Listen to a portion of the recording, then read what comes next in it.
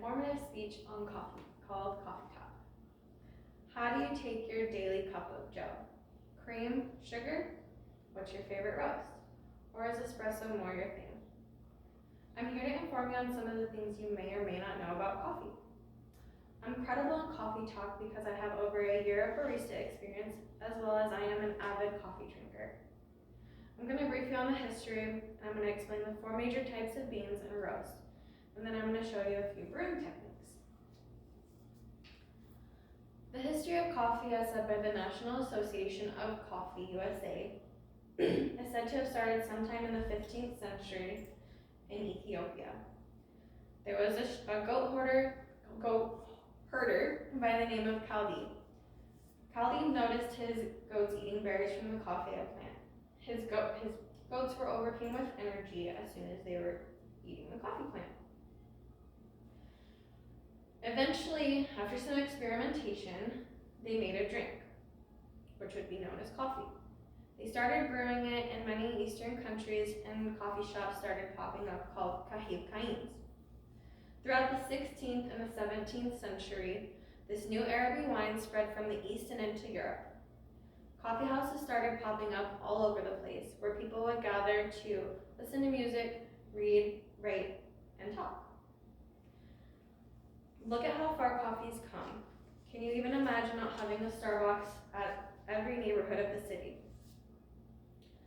Nevertheless, many people found that coffee was worth more than just energy. The Europeans eventually found themselves transporting seeds to tropical and Central American grounds. This would be a coffee plant right before harvest. Brazil is actually the leading exporter in coffee. The 4 major roasts are Arabica and Robusta, Excelsior and Liberica. These are the 2 most popular, which you'll find in the US. Most of the coffee is made out of Arabica. Robusta is used for mostly espresso drinks, as it has a much higher caffeine content, as well as has a much more strong coffee taste. The lesser of the 2 are rarely found in the States, if ever. Beans are harvested and then they must go through a roasting process. The roasting process is a combination of heat and timing. It's much like popping corn kernels. Beans will vary based on the roasting technique, time, and heat to achieve the right aroma and taste. It'll start off with either light, medium, dark, French, or other morning blends. Beans will start off as green, as you can see here, and throughout the process they will darken.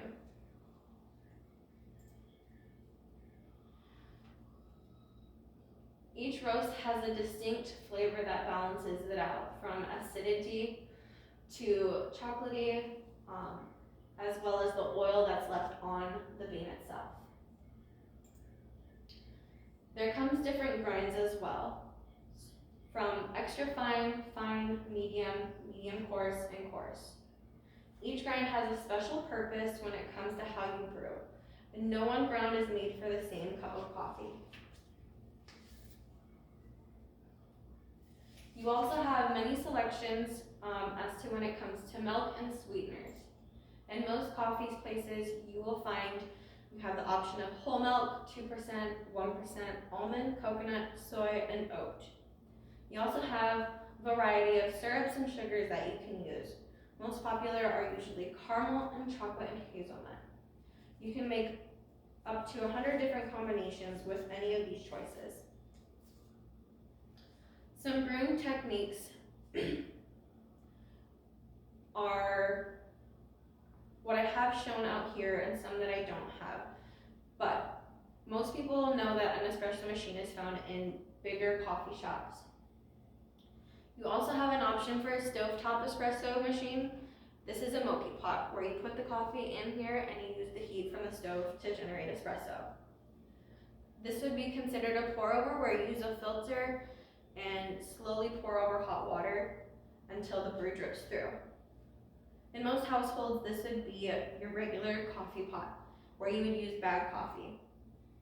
There's also a French press, where you put the coffee grounds in, add hot water, and press from the top to the bottom, like so. You also have the option to do cold brew, which would be a slow drip, where you basically take the coffee and let it sit overnight in hot water until you have cold brew coffee. Each method has its own need for a different grind, just to make the perfect cup. I personally use the pour over and the Moki pot for espresso. And if espresso is more your thing, because it has more caffeine content and how it's made. In most shops, espresso is actually compressed and placed in a tamp, and then an espresso machine flushes hot water into it. The perfect shot of espresso actually takes 25 seconds. And then you have the option to froth or not to froth.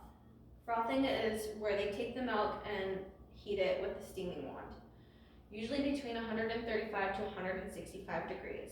The milk can make the drink or change the drink, with it, whether you want less or more foam, or you just want to do hot water for an Americano.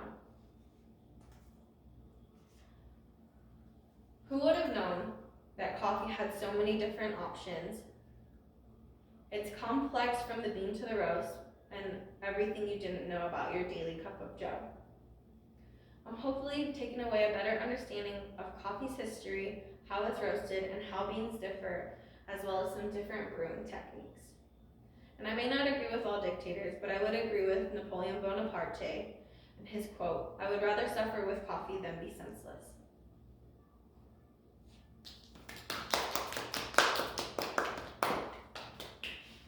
That was good.